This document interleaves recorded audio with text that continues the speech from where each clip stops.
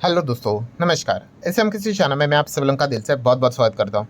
सो दोस्तों, ये आज के दिन का आखिरी वीडियो है, ठीक है। एंड जितने भी इंपॉर्टेंट खबरें रही बजट के ही ऊपर हम लोगों ने ज़्यादा फोकस किया है, बट उसी के साथ साथ कुछ और भी इंपॉर्टेंट खबरें हम लोग को आज के दिन बाजार में देखने को मिली। इसको भी हम लोग इस आखिरी वीडियो में ज़रूर कवर यहाँ पे करने जा रहे हैं। तो चलिए स्टार्ट कर लेते हैं। सबसे पहले तो अमेरिकन बाजार कैसा चल रहा है, तो बिल्कुल फ्लैट परफॉर्मेंस है। 20 पॉइंट ही केवल अप डाउन होते हुए देखने को मिल रहा है। वॉलेटिलिटी काफ़ी है बट एक डायरेक्शन नहीं मिल रहा है। नैस्डैक की बात करेंगे तो नैस्डैक में भी सेम परफॉर्मेंस वैसे ही है, बिल्कुल फ्लैट परफॉर्मेंस हम लोग को देखने को यहाँ पे मिल रहा है। देन अगर हम लोग बात करेंगे हमारे एडीआर क्या बोलते हैं, तो इन्फोसिस का एडीआर 1.25% ऊपर है। आईसीआईसी बैंक का एडीआर 0.5% डाउन। एचडीएफसी बैंक के एडीआर की बात करेंगे तो 0.5% नीचे। विप्रो के एडीआर की बात करें तो नियर बाय वही 0.5% से ज़्यादा थोड़ा डाउन। एंड डॉक्टर रेड्डीज़ की बात करें तो उनका एडीआर 1% ऊपर। एंड यात्रा ऑनलाइन का एडीआर भी 1.25% के आसपास तेज देखने को यहाँ पे मिल रहा है। देन अगर हम लोग यहाँ पे बात करेंगे दोस्तों, तो हिंदुस्तान यूनिलीवर HUL के आज के दिन नंबर थे, बट जैसे आपको बताया कि पूरा फोकस कैमरा बाजार के ऊपर जो जो मतलब बजट के ऊपर जो हम लोग को चीज़ें होती हुई देखने को मिलती उसी के ऊपर था। एनीवेज, तो HUL के नंबर कैसे रहे, तो HUL के नंबर अगर आप देखेंगे, लार्ज कंपनी है, ठीक है, तो इस चीज़ के चलते एवरेज ही एक्सपेक्टेशन रखी जाती है। बट अच्छी बात यह है कि कंपनी ने अपने अनुमान को बीट किया है, एस्टिमेट को बीट किया है। नेट प्रॉफिट की बात करें केवल 3% का ही जंप दिखाया है, 2538 करोड़ का नेट प्रॉफिट दिखाया। बट जैसे आपको बताया, जो अनुमान था उससे बेहतर परफॉर्मेंस उन्होंने ज़रूर यहाँ पे दिखाया है। देन आगे बढ़ेंगे दोस्तों, तो Bajaj finance, yes, Bajaj finance की भी बात करेंगे। बड़ी कंपनी, यूजुअली इनके पास भी 5-6 साल के हिसाब से, मतलब डबल के हिसाब से चलना चाहिए। एक एवरेज अनुमान रहता है, ये कोई गारंटी वाली बात नहीं होती भाई ऐसा होगा ही करके करके। बट अभी फिलहाल तो अगर हम देखेंगे तो ये देख सकते हैं 5 साल में डबल के हिसाब से फिलहाल तो उन्होंने अपनी जो परफॉर्मेंस है उसको तो मेंटेन रखा हुआ है। अभी आगे रख पाएंगे कि नहीं वी डोंट नो, वो तो चेक करना पड़ेगा उनका परफॉर्मेंस कैसा रहता है।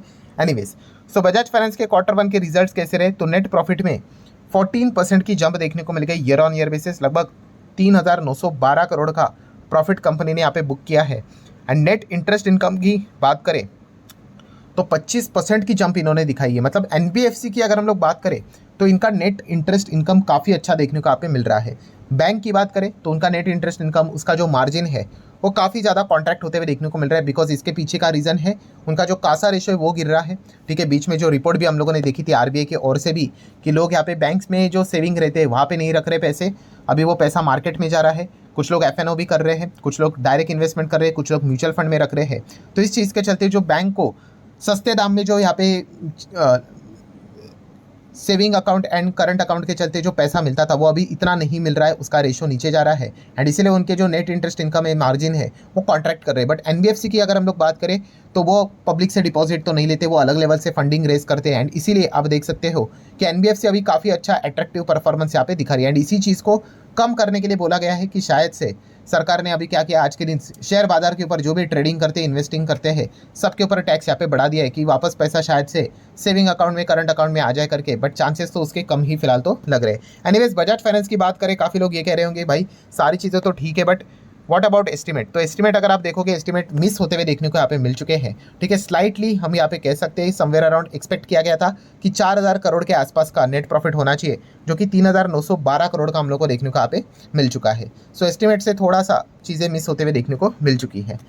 नेक्स्ट बात करेंगे पावर मेच प्रोजेक्ट, तो आज के दिन इस कंपनी ने वापस एक नया हाई यहाँ पे लगा ही दिया है। और इसके पीछे का रीज़न है कंपनी का जो पुराना अभी रिसेंटली इनको ऑर्डर मिला था, ठीक है, वो रिवाइज होते हुए देखने को मिल चुका है। तो पहला ओल्ड वैल्यू कितना था, 362 करोड़ का ऑर्डर था, 362, अभी कितना हो गया 594 करोड़ का, तो उसको रिवाइज यहाँ पे कर दिया जा चुका है। मतलब अच्छी बात है भाई, इट जस्ट लाइक दैट कि इनको अनदर ऑर्डर मिल गया, ठीक है, साइज बढ़ गया, मतलब अच्छी बात है।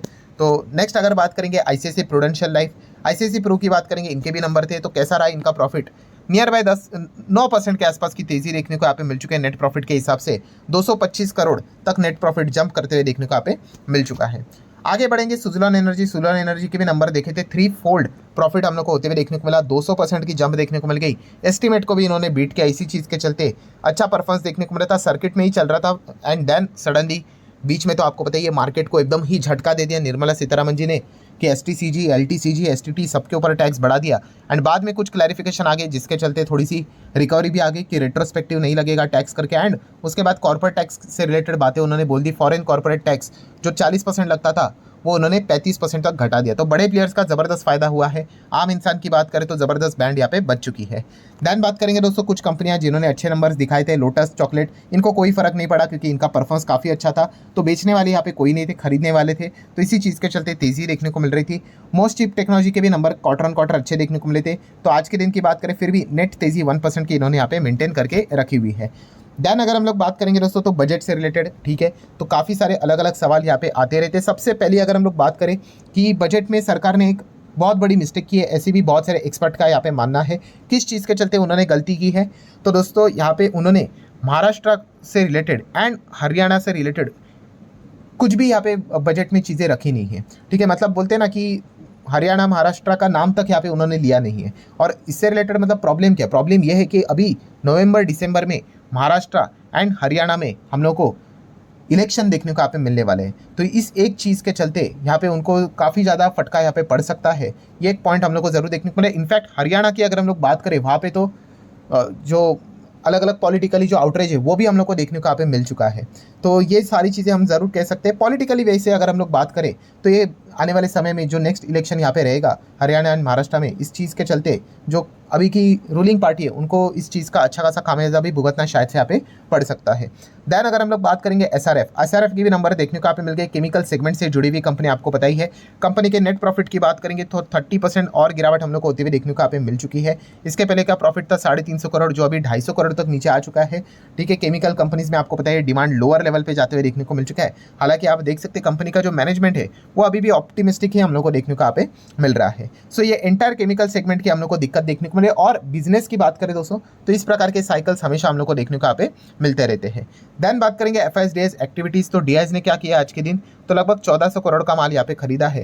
एंड व्हाट अबाउट एफआईएस, तो एफआईएस की अगर हम लोग बात करेंगे तो नियर बाय 3000 करोड़ का माल उन्होंने यहाँ पे बेचा है। सो ठीक है, यहाँ पे हम कह सकते हैं एफआईएस के लिए मतलब फॉरेन कंपनीज़ की अगर हम लोग बात करें, कॉर्पोरेट्स की बात करें, उनके लिए तो ये बजट में काफ़ी अच्छी खबर देखने को मिल गई, ठीक है। तो टैक्स यहाँ पे कम हुआ है तो क्या पता पैसा यहाँ पे और भी आ जाए करके। एंड फिजिकल डेफिसिट का भी टारगेट उन्होंने यहाँ पे कम ही करके बोला है।